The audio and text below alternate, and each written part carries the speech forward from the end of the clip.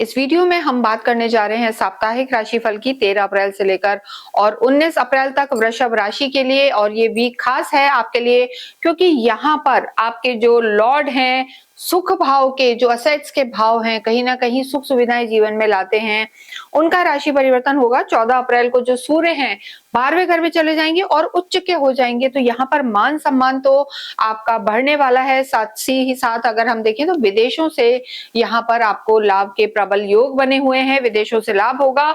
और चंद्रमा की स्थिति हम वीकली राशिफल में जरूर देखते हैं। चंद्रमा इस पूरे ही वीक रहेंगे कुंभ में, मीन में, और फिर चंद्रमा रहने वाले हैं सूर्य के साथ मेष में, और उसके बाद वो रहेंगे मीन राशि में। देखिए जैसा हमने कहा रहेंगे, फिर वृषभ में भी वो प्रवेश करेंगे, उच्च के हो जाएंगे। जब ये वीक स्टार्ट होगा तो चंद्रमा सबसे पहले राहु के साथ होंगे आपके 10th हाउस में, आपके सुख भाव में दृष्टि देंगे। तो यहाँ पर चंद्रमा कहीं ना कहीं राहु के साथ ग्रहण योग जरूर बनाएंगे। लेकिन हम चंद्रमा की स्थिति देखें जो 16-17 तारीख है, वहां पर चंद्रमा आपके 12वें घर में रहेंगे। 16-17 तारीख को आपको थोड़ा सा केयरफुल होकर चलना है, जल्दबाजी में निर्णय नहीं लेना है, क्योंकि जब भी चंद्रमा चौथे, 8वें या 12वें में होते हैं तो थोड़े से कमजोर हो जाते हैं। तो टॉरस के लिए, वृषभ राशि के लिए ये वीक खास है, क्योंकि चंद्रमा जब ये वीक समाप्त होगा तो आप ही की राशि में उच्च के होंगे, और चंद्रमा का उच्च का होना, केंद्र में होना यहाँ पर बड़े लाभ करवा सकता है। सबसे पहले यहाँ बात करेंगे हम आपके स्वास्थ्य की।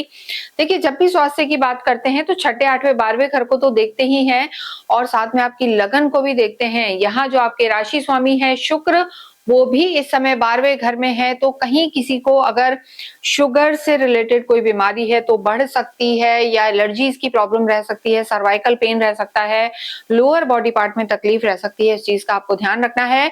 शुक्र यहाँ खाने पीने के तो शौकीन बनाते हैं, लेकिन इनडाइजेशन की प्रॉब्लम बुध और शुक्र आपको यहाँ पर दे सकते हैं। तो बाहर का खाना पीना अगर आप अवॉइड करके चलते हैं, या कोई पुरानी बीमारी है उसको आप कंट्रोल में रखने की कोशिश करते हैं, वर्कआउट वगैरह करते हैं, तो ये वीक आपके लिए ठीक है। लेकिन 16-17 तारीख को यहाँ पर स्वास्थ्य का आपको ध्यान रख के चलना है। लव लाइफ की बात करेंगे। काल पुरुष की कुंडली से पंचम से लव लाइफ देखी जाती है, और यहाँ के लॉर्ड बुध आपके लाभ में है। सूर्य, बुध, मंगल, शनि सभी आपके जो लव लाइफ है उसको देख रहे हैं, तो एग्रेशन यहाँ पर नजर आ रहा है।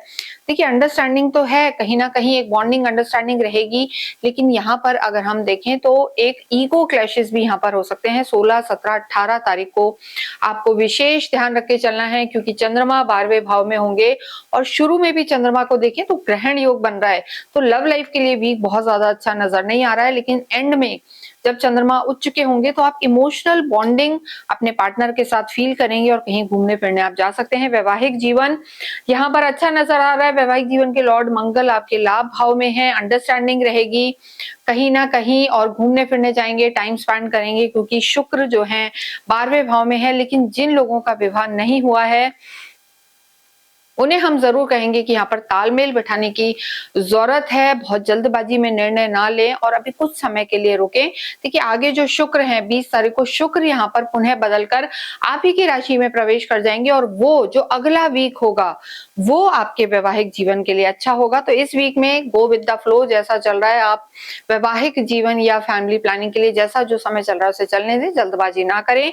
कार्य क्षेत्र की स्थिति अच्छी है, लेकिन देखिए हमने बताया केतु की दृष्टि है और राहु यहाँ पर है। साथ ही साथ आपके जो कर्म क्षेत्र के लॉर्ड हैं वो लाभ भाव में है, मंगल के साथ हैं, तो कार्य आपका बढ़ेगा। सरकारी क्षेत्रों से आपको फायदा होगा। सूर्य का, मंगल का लाभ भाव में होना आपको जमीन जायदाद से भी फायदा कराएगा, पैतृक संपत्ति से लाभ होगा।